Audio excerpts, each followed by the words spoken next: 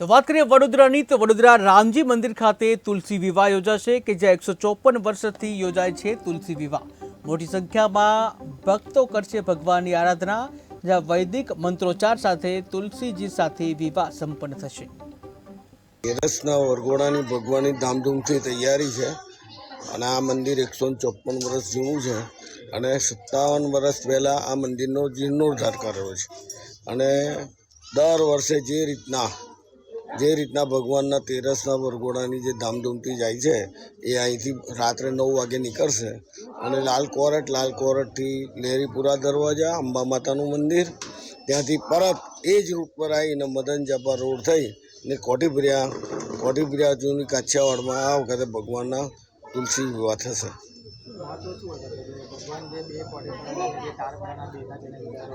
દર વર્ષ, કારણ કે સમાજના મંદિર છે ને એટલે બેવ ભગવાનને અમારા શ્રી કાછિયા